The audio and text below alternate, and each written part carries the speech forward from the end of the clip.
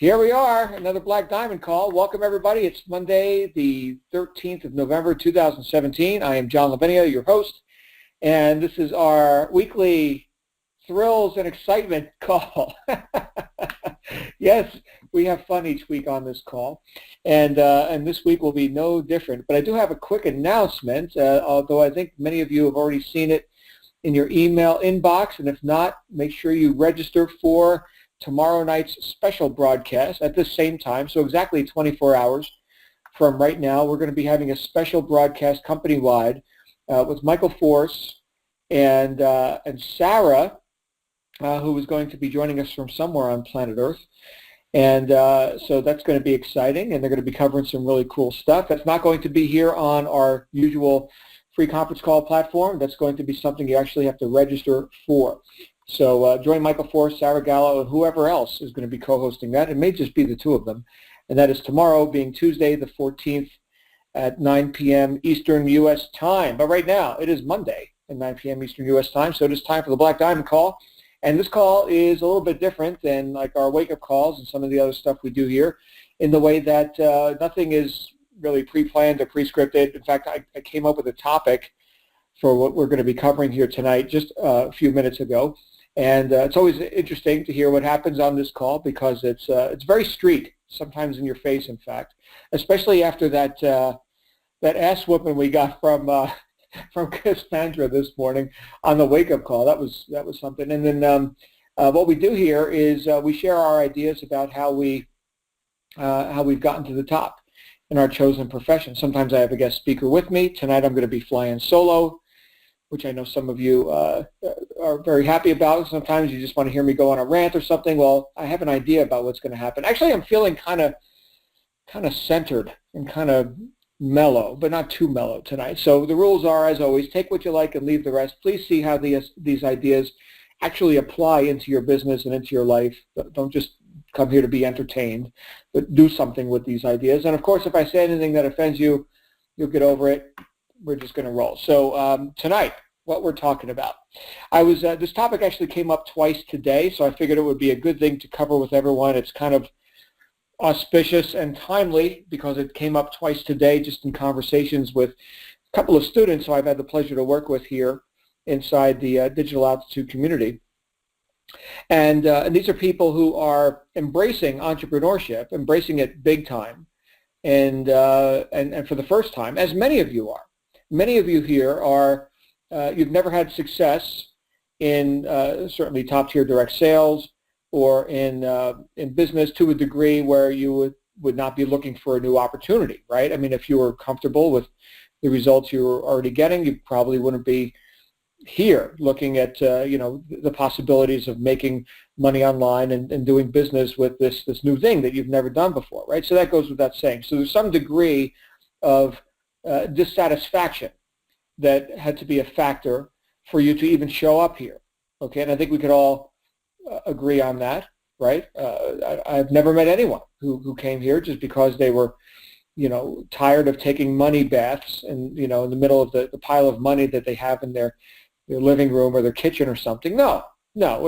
People typically come here looking for increase, and that could be because their job just sucks and they've had enough, 20 years doing the same thing over and over again, and money is inflating faster than they can get a raise, and they're just tired of answering to a boss, or they're in a deficit condition, where they've got to do something, like the methods they've been applying or not applying up to this point haven't gotten to where they want to go, so they're looking to learn something, or any combination of circumstances and conditions that could lead someone to decide that it's time to reach for something different. That my best thinking has only gotten me this far, but not further, and I am dissatisfied. Now, thank goodness for that. Thank goodness for dissatisfaction. If it wasn't for this wacky guy from New Jersey, Thomas Edison, saying, you know what, I'm tired of these oil lamps and these candles. I want a light bulb. Nobody's made one before. I'm going to go ahead and make one. Okay. I've got this idea. You see, I've got this idea of a light bulb. I'm going to make it. Thanks, Tom. Now we all got light bulbs, and I didn't have to light candles to talk on the internet and see what I'm doing here tonight. Obviously, the internet came much later. But you get the point, right? Dissatisfaction. Nice thing. That's a good thing to have. Dissatisfaction. However, these conditions which we're dissatisfied with, which cause us to start seeking something more, new methods, higher levels of thinking, higher levels of performance and production, these things are obviously things that we've gotten emotionally involved with enough to the point where we are in fact dissatisfied. Stick with me on this. I'm gonna make a point here in a minute. So we are dissatisfied with these circumstances, which means that we are emotionally involved in them enough to be uncomfortable and to choose to get out of whatever familiarity or so-called comfort zone that we may be in up to that point. So you follow me so far? Okay, fine. So now you're here. You found this. You attracted this into your life. And you decided that you're going to pursue this business model. And along with everything that comes with it, the product line, the affiliate program, we've got this community here. You're on this call right now, or you're listening to the podcast after right now, and you're participating to whatever degree. And one of the calls you get on was this wake-up call this morning with this person, Cassandra, who's talking about not being a victim and being a bit more proactive and industrious. Industrious, yes, industry. This was one of the virtues that the great Benjamin Franklin enumerated. Right, Benjamin Franklin's virtues, right, being industrious. In fact, you can look this up. You can find it on Google or Bing or Yahoo or DuckDuckGo, which is my search engine of choice, DuckDuckGo. But a lot of you haven't heard of that. Anyway, Google's not the gospel. Okay, DuckDuckGo works just fine, and they don't track all your details. In case anybody values privacy anymore. But the thing is, Ben Franklin, here's a guy who, despite the fact that he had assistants that he could call upon to do some of the manual labor that he was doing, he ran the first free press in the United States, right, out of Philadelphia. He actually started as a plumbing apprentice up in Boston. He was under his older brother, if I recall. He was going to be a workman in that other trade, but he went to Philadelphia and decided to start a free press. And Franklin, in his case, being industrious, right, he would wheel his supplies cart through the streets of Philadelphia, despite the fact that he could have any of his apprentices or servants or whatever doing that for him. He wanted people to see him doing the work. Okay, this was one of the things that he made a demonstration of, is that he is active and doing stuff. And so that's industry, right? That's being industrious. So why did I mention that? Well, in contrast, there is, I suppose, what we could call entitlement or irresponsibility, or as Cassandra was talking about. Boy, she was fired up this morning, so it's still on my brain a little bit. Victimhood, right? And essentially what we're talking about when we get into this dichotomy is the difference between being causative versus being the effect itself. Okay, so these circumstances, here's where we're going with this. These circumstances which you're dissatisfied with, which caused you to reach for something else, which caused you to find this, right? These circumstances are not congenial, okay? But nonetheless, they are the effects of the decisions that we've made in the past. Okay. And those decisions that we made in the past caused these effects to now be in our lives. Okay. But the effect is not the cause unless we become emotionally involved with it and allow it to be cause, and therefore relegate ourselves to the effect bin. I know I've talked about this a few times on this call in different ways, but I'm going to be giving it to you in a different way tonight. Because sometimes I tell you for myself, sometimes I need to hear things 1,000 times from 1,000 different people in 1,000 different ways, and then finally I got it. Maybe I'm just thick-headed Italian guy from New Jersey, whatever, but hey, after studying philosophy for 30 years, I've been able to put some of it to use. And I'd like for you to be able to put some of it to use as well. So, so we're dissatisfied with these effects, and to whatever degree we've gotten emotionally involved in them, it's caused us to at least get off our butts and see if there was something better that we could do with our time. Now, the point is not that we have become dissatisfied, but that we are willing to do something about it. Yes, that we are reassigning cause to ourselves. Now I shall be effective. Yes, now I shall create new effects based on where I am going and where I want to go and where I intend and plan and expect to go. And I am now going to get emotionally involved in that while still in the midst of displeasing or uncongenial circumstances, effects, appearances as they are. Yes, the fact that we have made a transition from silent capitulation to current circumstances. We've transitioned out of that into now we're going to do something about it. Yes, that is very admirable, but that is just the first step. That's it. That's just the first step. Actually, I could say that's the second step. The first step would be recognizing that something was unsatisfactory, right? So you can't solve a problem unless you recognize there is a problem. You must first be able to confront what is. And a lot of people don't, by the way. A lot of people want to deal with some imaginary world, some fantasy land. And they're terribly ineffective people. These are the victims. I think that at least one form of the victims that Cassandra was describing this morning. Okay, so these people live in a fantasy world. Okay, they can't have an effect because they are the effect, and they can't even see what is around them. This is very widespread, by the way. Okay, so I know that right now, just the fact that I'm having this conversation with you and you're listening, I'm talking to an elite group. Thank you for being here. Okay, so not only have you recognized that, hey, guess what? I'm dissatisfied with current circumstances and conditions. Okay, very nice. And then you said, oh, well, let me do something about it. And you looked and you found, right? Seek and you shall find. Well, you found. Okay, that's cool. So now you're here on step 2, but there's more to be done. To state the obvious, there's more to be done, because now to bring our intentions to fruition, we must take action, right? We must learn some new things. I've covered this before on these calls that, if you want more control in your life, you must accept more responsibility for that control, and therefore you must learn the actions that are congruent with the acceptance of that responsibility. You see, these things all go together. If you already knew how to make $50,000 a month, you'd already be making $50,000 a month. You don't know how to do that. Therefore, you have not been able to accept responsibility for that amount of money, nor have you had control of that amount of money. You see how these things go hand in hand. Okay, great. So what is the work then? What is the responsibility that we must accept for ourselves and thereby enjoy the freedom, the control, the causation in our lives that we came here for? Okay, what is this? What are these things that we have to learn?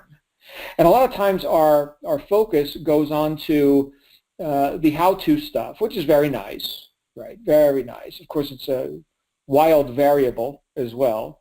So how do you generate leads? Well, who are you asking? Right? It's a different answer for every person. And you're going to learn, let's say you're a brand new member here, and you're like, well, I came here to learn how to market and generate lots of leads and make sales. Yes, absolutely. You're going to learn all that. By what methods? Oh, my goodness. Strap on your seatbelt, because you're going to learn a ton of different methods, and you're going to hone out from all that the ways that you'd like to apply a specific method. No two people do Facebook, for example, exactly the same way. So that's fine, and that means that you can never really saturate a marketplace, right? There's endless variables. There's endless numbers of recipients. Actually, there is an end to it. I suppose if you signed up 7 billion people, you would have saturated the planet, but you'd be a multi-trillionaire.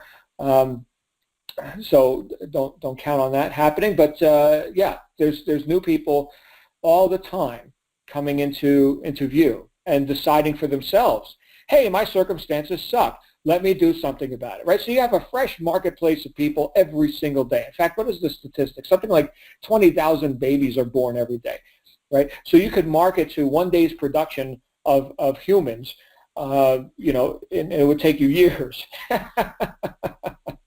So, and not all of them are awake, obviously, right? And there are people who will die broke at their job, unawares of any other possibilities, and that's it, right? They can't hear a word you say.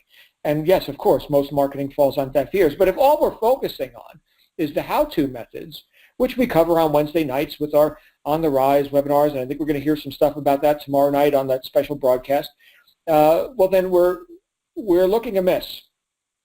Yes, that stuff is valid, the how-to stuff, that's important, but none of that matters if we're not solid with our purposes. If our purpose and our so-called why, if that does not precede the attention that we put on this how-to stuff, because as I've said many times, and I will say again, more important than what we do is who is doing it. Who is doing it? So what is this work? What's the real work? Okay, you want to do email marketing, you want to do search engine optimization, you want to do Facebook, you want to run solo ads, you don't want to do any of those things. You want to do tweets on Twitter, and you want to do Instagram posts, and you say, screw all that, I'm just going to do a YouTube channel. Okay, fine. Do whatever you want. But preceding all of that is the real work. Yes, the real work, that which allows you proactively to exit that sphere of victimhood and irresponsibility and effect and become cause yourself. And to illuminate this point, I am going to read from a book that was written over 100 years ago. This came out in 1910, and this is what came up for me twice today, which is why I had this flash of insight. Oh my goodness, I should quote this book tonight on the Black Diamond Call. So I will. It's a book called The Science of Getting Rich by Wallace D. Wattles. And of course, you can download a free copy of this. Just go to your favorite search engine and search The Science of Getting Rich by Wallace D. Wattles, W-A-T-T-L-E-S. And it's an interesting book. It's not a difficult book to read. Some of the English is a bit older because people had better educations, back in the early 1900s. But yeah, you can get through this book in one day, definitely. And Chapter 4, the first principle in the science of getting rich. He talks about, and by the way, this book refers to a philosophy which has been, talked about in many different ways, from Eastern thought, Western thought, religion, secular, etc. It's all, you can find it throughout many of the great writings. But he boils it down into what he calls a science.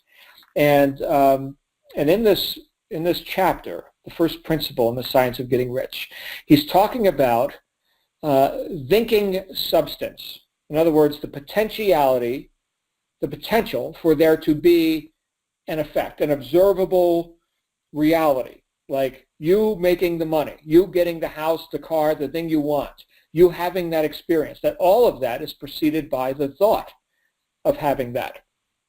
Okay, so the thought, which is not something you can touch, okay, it's a higher form of energy, that is what precedes the manifestation of whatever it is you want, the reason that you're here, right? So you had to take thought in order to even show up here. And now you're going to have to take more thought in order to learn marketing and how to run a YouTube channel or something.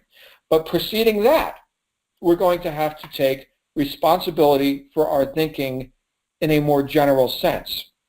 And so now I want to quote for you what he's talking about here in this chapter. Okay? So it says here, a man's way of doing things is the direct result of the way he thinks about things. To do things in a way you want to do them, you will have to acquire the ability to think the way you want to think. This is the first step toward getting rich. To think what you want to think is to think truth. And he says truth in all caps. Okay? To think what you want to think is to think truth, regardless of appearances. Every man has the natural and inherent power to think what he wants to think, but it requires far more effort to do so than it does to think the thoughts which are suggested by appearances. To think according to appearances is easy. To think truth, regardless of appearances, is laborious and requires the expenditure of more power than any other work man is called upon to perform. There is no labor from which most people shrink as they do from that of sustained and consecutive thought. It is the hardest work in the world. This is especially true when truth is contrary to appearances. Every appearance in the visible world tends to produce a corresponding form in the mind which observes it, and this can only be prevented by holding the thought of truth. Okay, so some of you have heard the saying, know the truth, and the truth will set you free. The truth. Okay, so what is the truth? Well, if the effects that you're living in, the appearances, the circumstances that you are enjoying or not enjoying right now are the result of your best thinking up to this point, in other words, the past, right? Well, then you could see how you've, in fact, been quite effective. Yes, you've been very effective. Even if, let's say someone was a fifth generation welfare recipient on the dole, right? Well, yeah, certainly. Their primary and chronic state of thinking has caused that effect to happen. And it's been happening for generations. And it's very effective. I mean, look at all that lack and limitation. Look at all that poverty. I mean, there's no, think of it like this, like a computer, okay? And the computer, you can put in good software, bad software, you can do whatever you want. The computer doesn't have an opinion about it per se. It might crash the computer, it might be crap software, but it will produce an effect. The effect could be a crashed computer. The computer's not going to say, no, don't load that software. Hey, you Windows computer user, no, that's malware. All right, get that out of here. No, it's going to eat it right up. You served it up, it ate it up, right? Computer doesn't care, but you care. So here's where we have to be deliberate in our use of thought. Later in this book, he talks about the use of will, and that the purpose of will, the mental faculty of will itself, the purpose of it is not to force yourself to, stop procrastinating or, some other like willpower. People talk about willpower. I need to go to the gym. No, that's not the use of will. Okay, the reason you have the mental faculty of will is so that you can choose the right thought. That's it. That's it. You choose the right thought. You do that often enough. You get emotionally involved with that thought, regardless of appearances, and then you show up at the gym. You see that? So it's not like, oh, I got to force myself to go to the gym, right? It's just I just keep thinking about, how I want my muscles to look, and then I show up at the gym. Same thing with our bank account. Okay, so we can look at the appearances as they are now, which are what? Circumstances based on decisions we made in the past. They are effects. They are not cause, unless we are weak in our use of thought, in our use of the will, and we just go into agreement emotionally, go into agreement with that which has already been done. Now, I'm not saying we invalidate or deny or get like all new agey and woo-woo about this and say, oh no, the bank account is just an illusion, or my weak muscles are just an illusion, or my flabby body, or whatever the circumstance or situation is. It's not like we're denying that, as some modern self-help postmodernistic books will tell you that everything is relative. Okay, and yeah, relatively speaking, we can have pleasing or not pleasing results. However, there is such a thing as an objective reality, okay? And we confront that reality, which is what got us here in the first place. So thank you once again for doing that. A lot of people aren't willing to do that. And then we say, okay, what can I do about it? But the first thing we have to be willing to do about it is to do the hardest thing in the world, according to Wallace D. Wattles. And that is to think truth regardless of appearances. Now, this comes down to a principle, which I talked about in my first book, which is just 3 words. I know Pierre Boudon, who we'll be hearing from on Wednesday morning on the wake-up calls, he loves this principle as well, and that is the be, do, have principle. So be, do, and have. Be, do, have. Those 3 words in that order. And when we come to a business, let's say, here we are, and we want to have, right, increased financial ability, and Tom Edison wanted to have a light bulb, right? And we want to have these experiences, right? Well, obviously we have to do something to get those things, right? But before all of that, we have to be the person who would have those things. The person who's constantly dwelling on negative appearances, lack limitation, watching the news, right? CNN, was it Constant Negative News or the Communist News Network or whatever they're calling it these days? These are the merchants of despair for you in your life. These are the people who will remind you incessantly about everything that's wrong and how you are in effect and there's nothing you can do about it. Think about this. You watch the news and you're hearing about the troubles of the world. Okay, is that something you can influence right now? Can you have an effect in that way with the wars going on and all this stuff? Can you have an effect on that? Or are you just getting caved in thinking, man, there's nothing I can do about it. This really sucks. Man, the world's got trouble. Okay, so I'm not saying to deny reality. What I'm saying is to work within your sphere of influence.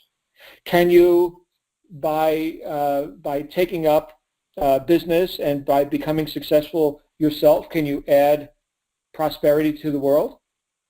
You can. You're a part of this world. You count too. Okay, just because you're not special enough to be on a news report or something because, if it bleeds, it leads, and you're not bleeding right now, well, that doesn't mean that you're not worthy of part of this abundance that you're going to add to the world, right? Is there less suffering in the world when you get rich? Yes. Yes, and again, that's another thing that Waddles talks about in this book is how noble it is to go get rich, and he doesn't pull any punches, right? There's nothing politically correct about this. This is go get rich. You're never going to help the poor by addressing poverty. You're never going to help the poor by being one of them. Go get rich, right? You do a lot more good with money than you can without, right?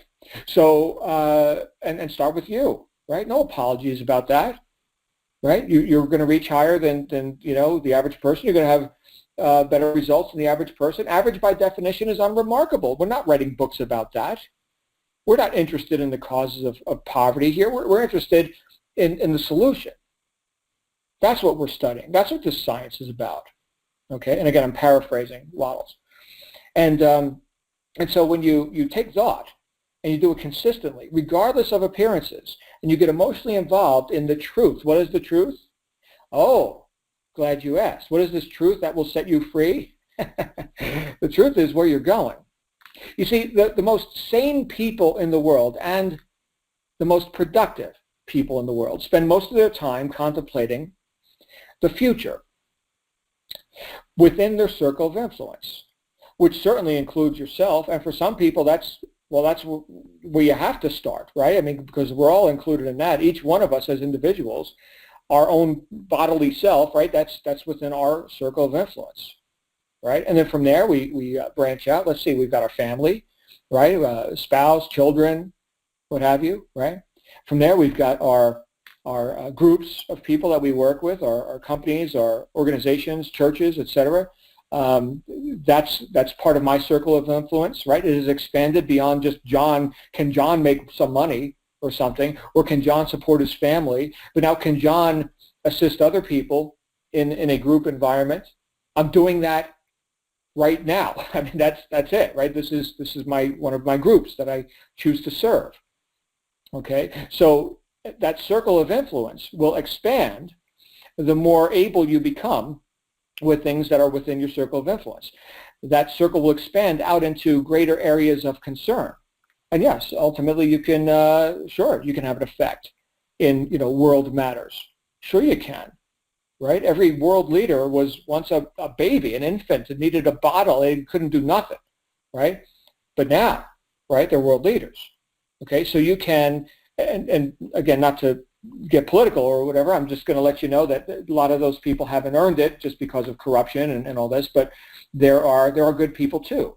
Okay, now of course all you're going to hear in like mass media and stuff is how much turmoil, how much problems, and if it bleeds, it leads, and everything's a problem. Everything's a problem. No news is good news. Okay, so you've got to be the purveyor of good news for yourself. Okay, so that's your responsibility. That's the primary responsibility of the entrepreneur, is to be the purveyor of good news for yourself, regardless of appearances. And then every step you take toward your goals brings you a greater realization of your intention. I will refer to Earl Nightingale from his classic recording, The Strangest Secret, which you can all listen to, and I suggest you do. In fact, you can just go on YouTube and type The Strangest Secret by Earl Nightingale, and you will find a video there. The video will just be a still shot of, a picture of Earl Nightingale and then, the recording. But he talked about success. He said, well, if we want to have success, we have to first define success. And here's the best definition I've ever been able to find. He said, success is the progressive realization of a worthy ideal. The progressive realization of a worthy ideal. He says, therefore, anyone who takes the thought of a worthy ideal and takes deliberate action towards its achievement is a success. Whether or not they've earned the $1 million yet or whatever, no, those are effects. Those are effects, and those are coming. Consider that a guaranteed future outcome. But it's the progressive realization. So it's not like an event that happens because you snap your fingers and fish and loaves and all, that kind of stuff. No, okay, I'm not there yet. Neither are you, I would venture. So no, it's progressive, like we're making progress. But the thing that decides that is whether or not you are deliberately taking thought and taking action toward a worthy ideal. Whose ideal? Your worthy ideal. Your worthy ideal. So the progressive realization, making real, okay, the progressively making real of a worthy ideal. Real meaning that which we can touch, that which we can experience. But it starts in the mind. That's it. So when you think about yourself, when you think about who are you in relation to this business, who are you in relation to the marketplace, are you worthy? Are you worthy to lead others into, well, in our case, we have what? We have an income opportunity. We have an educational curriculum. We've got a community of people here where we're making progressive progress towards a worthy ideal. Of course we're doing that. Are you worthy of leading others into this beautiful offer? You damn well better be. You can't fake this. Okay? People will see right through that. Right? You get some conviction in your mind. Like when you hear top earners and people who come out on these calls, you attend the events, you hear the people on stage and all this kind of stuff. These are people with some knowingness about them and some worthiness about them. They deserve these fruits. They deserve to be rich. Now, they had to deserve that before they got rich. So don't look at the bank account. Don't watch the news. Don't listen to all the nonsense. Okay, to think truth regardless of appearances. That's what you want to do. That's why you've got the mental faculty of will. What is the truth for you? Well, it's whatever you say it is, right? Now, if you're lying to yourself, you'll know it, right? If you're lying to yourself and saying, well, I'm going to, grow wings and flap like a bird and leap tall buildings in a single bound, hey, you're full of it and you know you're full of it. I'm talking about being rational at the same time. You're not insane, okay? And who knows, maybe if you took up enough thought, maybe you would sprout wings. I don't know. I haven't meditated on that long enough. But probably not, right? There is the laws of physics too. So we're going to work with the law, right? We're not going to deny the law. Again, this isn't some new age woo-woo thing. We're going to work, with the laws of physics, okay? But my goodness, do you see any examples? Do you see any examples that this works for anybody? Of course you do. My goodness, you can't go 15 friggin' seconds on Facebook without another person being congratulated by Michael for another Apex sale or, new Rise members. And I mean, it's nonstop. It's an avalanche going on over here. Avalanches of abundance. You guys realize Digital Altitude broke every record in the top tier direct sales industry in its first year in the marketplace. Think about that. Are you any less deserving of such spoils? I don't think so. But that's just what I think. What do you think? That's the real question. That's the real question, right? So where are you going? And if you've decided that for yourself, notice I said decided, not hoped, okay? If you've decided that for yourself, well, then you're thinking truth, regardless of appearances. I know tomorrow night we've got this special broadcast with Sarah Gallo. She had never made more than $20,000 a year before coming here in February of this year. And she just had her first like $70,000 month, right? So what's that about, right? Is she worthy? Yeah. Does she know it? Oh, yeah, she knows it. She wanted to do the work, yeah, but what's the real work? The real work, my friends, is what preceded the recipient of the money actually receiving the money. The real work was in the mind of that person and who they had to become prior to taking the actions that would bear that degree of fruit. Okay? You don't do this by chance or luck. You decide what you want, and most importantly, you decide who you are, and then you be that.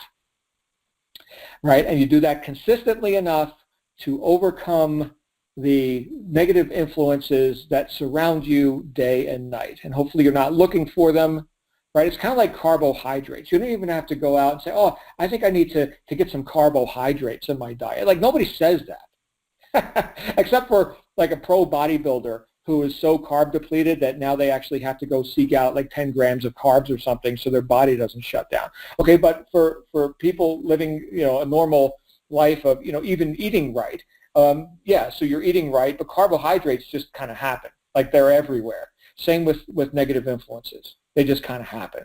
You don't have to seek them out. They're like in everything, okay, or almost everything.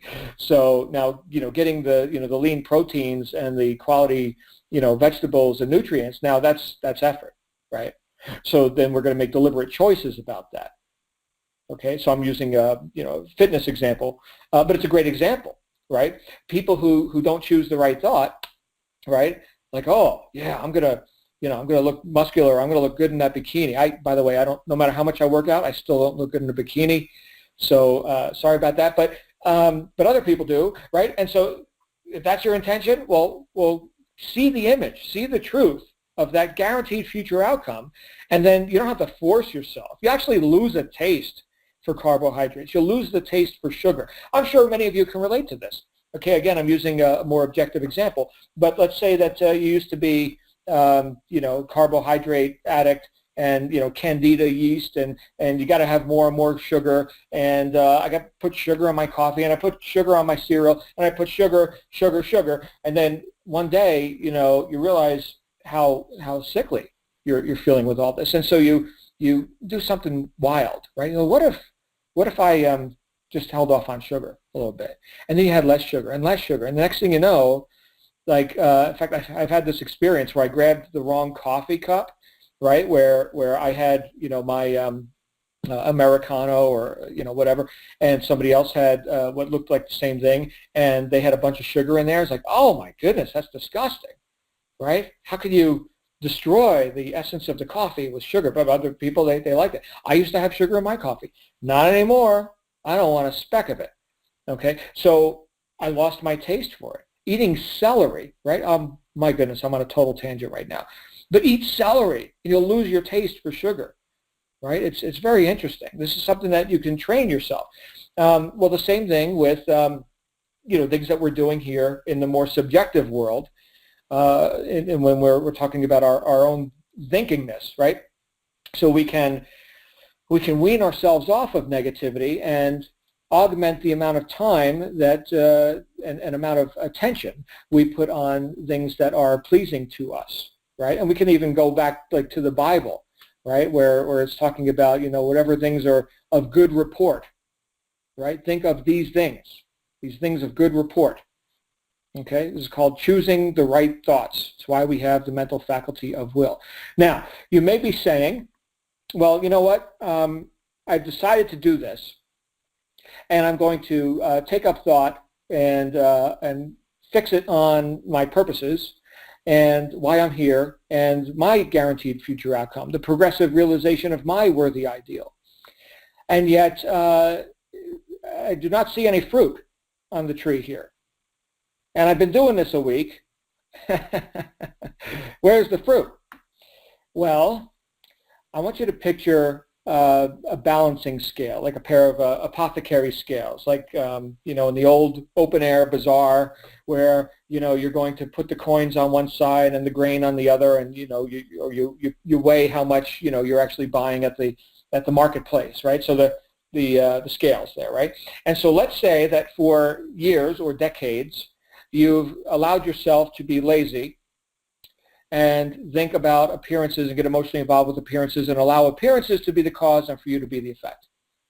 And now, because you've had a flash of insight, and you met some guy, John Lavinia, who's preaching to you about taking up thought for your own circumstances and being the cause and not being effect in your life. And now you're going to do it. You've made a triumphant effort, and it's been a week. And yes, you are now balancing the scales, like you are putting weight on the positive side of the scale, and whereas you've been putting weight on the negative side of the scale for years and years and years. Do you see the analogy in that? Do you see how maybe the negative side of the scale might be really friggin' heavy right now? Really heavy.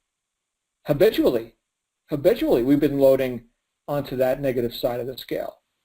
And because you just decided to do something about it doesn't mean that you backed up a bulldozer or a dump truck and you dumped boulders on the other side of the scale, on the positive side. No, there's such a thing as a gestation period or a gradient, right? Like where you've got to develop new habits of effectiveness. Okay, you've got to think truth regardless of appearances, which is laborious. Okay, yes, you're going to deliberately put weight onto the positive side of the scale, and it's going to start to get heavier.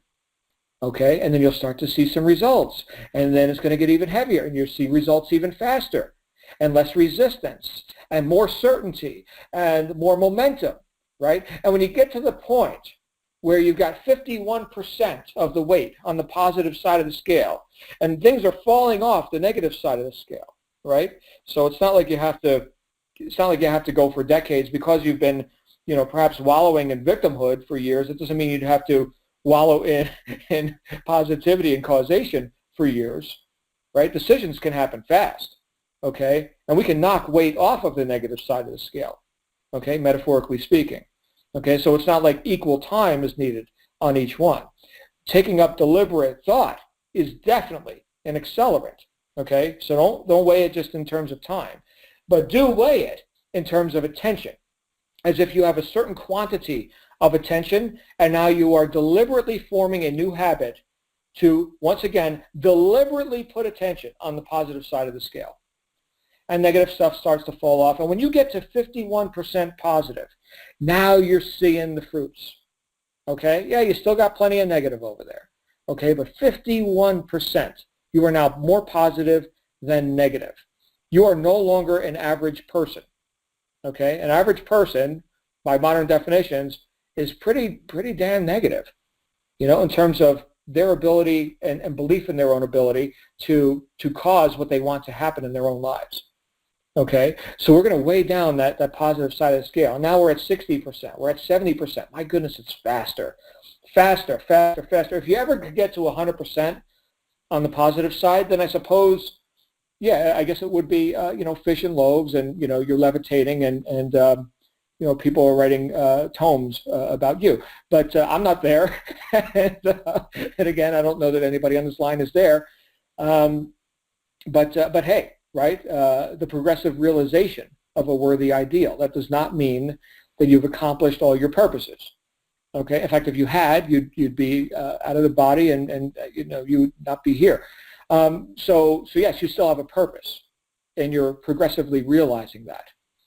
Okay. So what we've got to do is the work. Okay. The real work.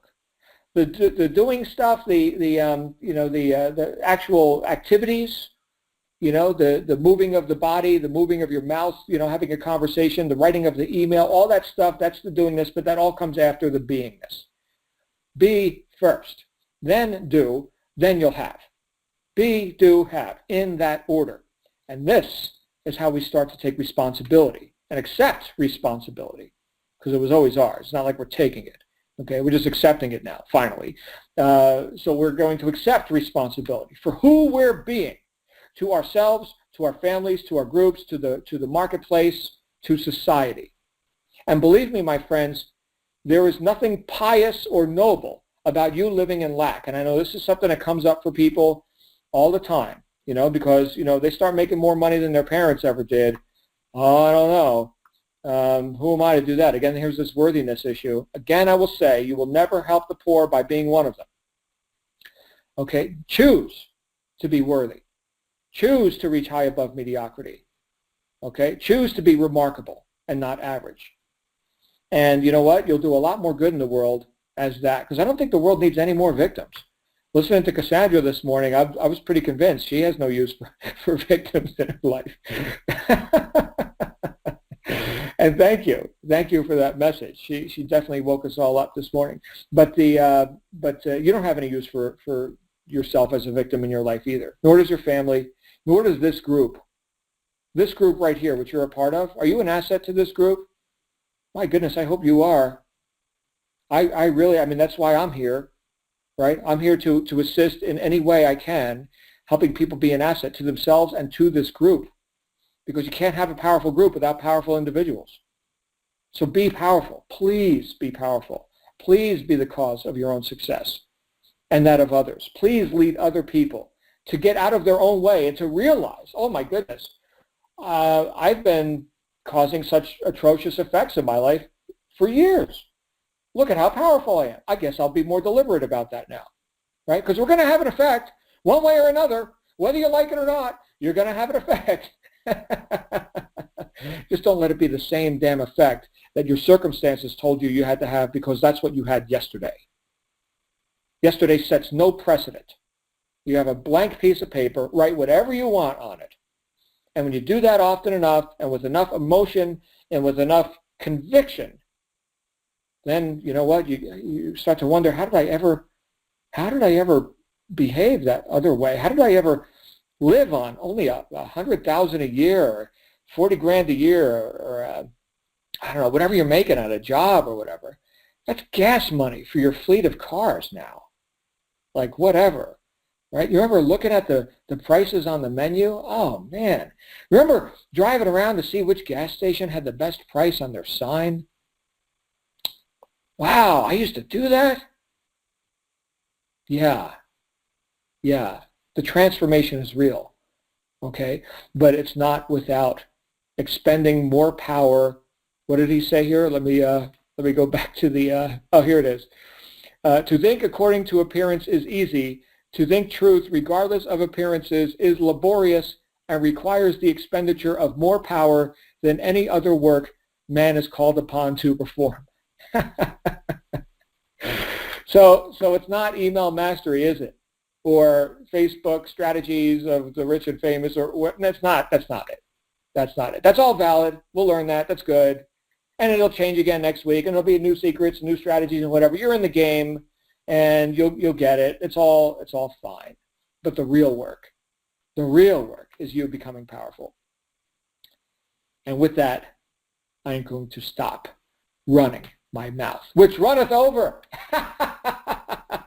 and I'm seeing a bunch of stuff here in the chat roll. Thank you guys for your feedback. Thank you. I wasn't able to read the chat roll while talking because I can't read and talk at the same time.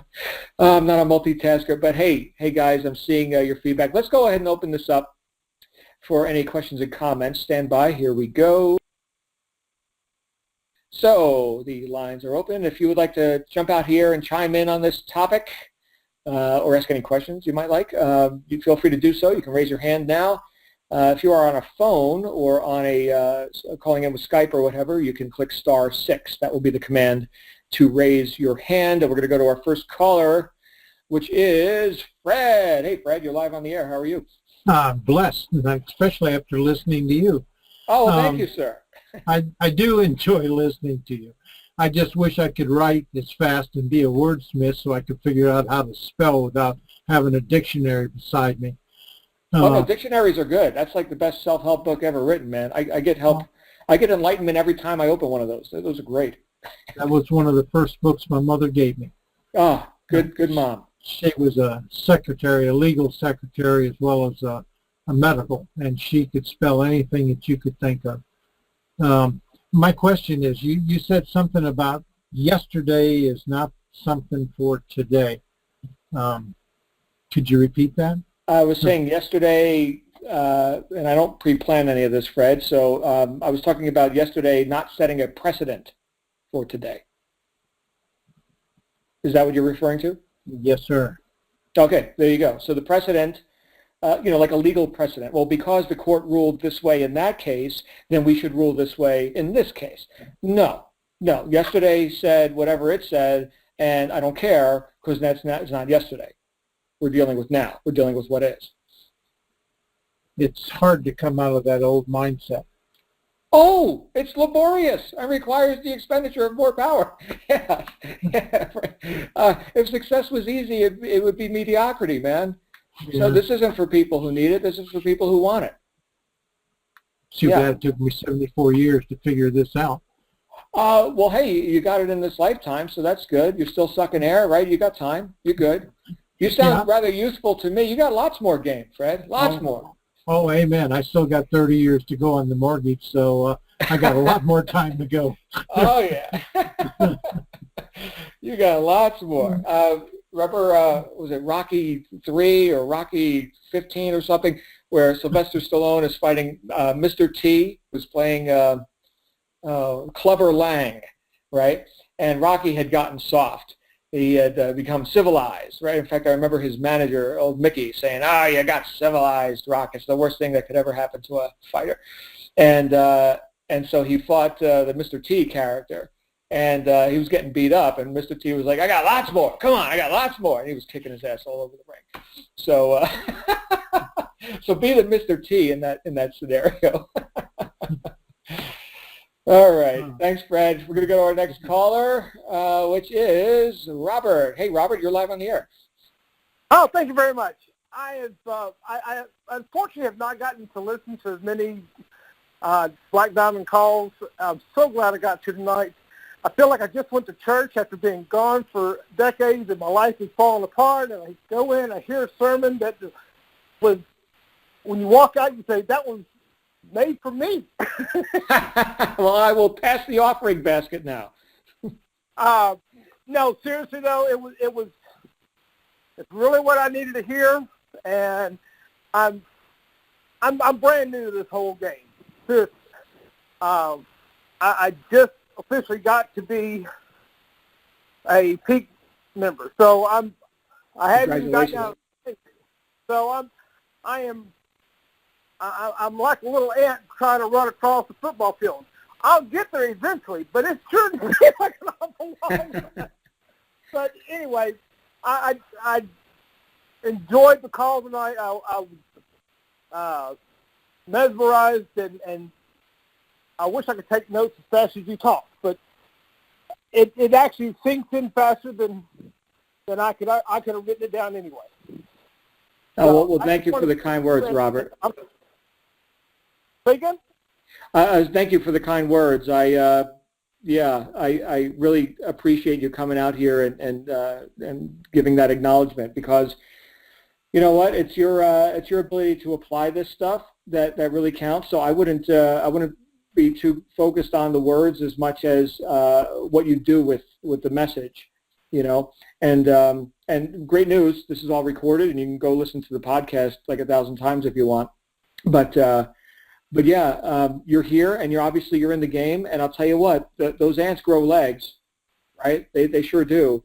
And before you know it, you're like having a whole different experience. Like your whole reality has changed. You know, I went from broke and hopeful to a top earner, what many people would consider like practically overnight. But I had to be ready for that. I had to prepare my mind for that. I had to actually apply some of this philosophy, like what we're talking about here tonight. And when I finally found the business model, which is our business model, Top Tier Direct Sales, okay, this was a much earlier iteration of it many years ago. But when I finally found the business model that would actually pay me what I'm worth, I just exploded. And within 3 months, I was out of my job. I doubled my income. I bought a new Lexus and, you know, became a leader, you know. So it does not have to take a long time, my friend.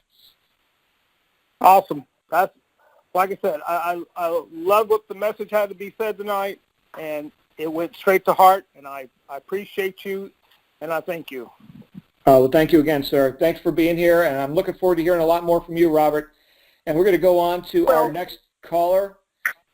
Very good. You have a great night, sir. And we're going to go on to our next caller, which is Trudy. Hey, Trudy, you're live on the air. Hi, John. Hey.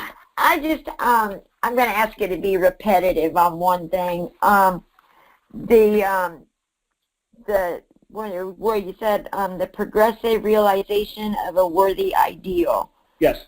I'm trying to grasp the key word before that with this phrase. That was the definition of success. Okay, that's what I thought, but I wanted to double check. Yes, Earl Nightingale promulgated that definition on his classic recording, "The Strangest Secret," which was 1960, I believe. Anyway, Earl Nightingale and his partner Lloyd Conant, they started a company called Nightingale Conant way back, and they're the ones that popularized the self-help audio tapes and records and audiobook kind of format. And he was a student of Napoleon Hill, who wrote the legendary book, the Think and Grow Rich. Right. But if you go onto YouTube and type Earl Nightingale, The Strangest Secret, you will find probably 100, recordings of it right there. Okay. Yeah, it's 32 minutes long, and I've listened to it hundreds of times. So, okay. Yeah, I like the phrase. It's pretty catchy, Oh, you mean the definition he gave? Yes. Yes. The progressive realization of a worthy ideal. Yeah, if we just look at those words, and then we realize that the moment we are taking deliberate thought and action, and in that moment, we are a success. Whether or not we've made the money, of course we haven't made the money yet, right? We just became successful just minutes ago. But we'll never make the money if we don't first become successful. Right. Right? So it's be, do, and have in that order. It's not like, oh, now I have money, now I'm successful. No. Now I'll get my thinking straight now that I've got all this money. No, you won't. Right. Thank you for that. My pleasure, Trudy. Glad you're here. And thanks for jumping out. And with that, we're going to go ahead and wrap up. Q&A. Okay, so we are done. Look at that, less than 1 hour tonight. So guys and gals, it's been a pleasure being here with you. I see all of your comments in the chat roll. Thank you all for participating. And you know what, I never asked you guys to do this, but I'm going to ask right now. If you enjoyed this episode, go let the people in the Facebook group know about it, because I really enjoy when you guys join me live. Of course, I know a lot of people can't because they're working their jobs or on the other side of the planet. They're asleep right now in their time zone or whatever. But it's always a pleasure to have you guys here participating live. So maybe entice some other people to do so. Anyway, that's all. We'll wrap up with that. You guys have a great night. You absolutely deserve it. And I will see you in just a few hours on our wake-up call with Joel Straight on Tuesday morning. Bye for now.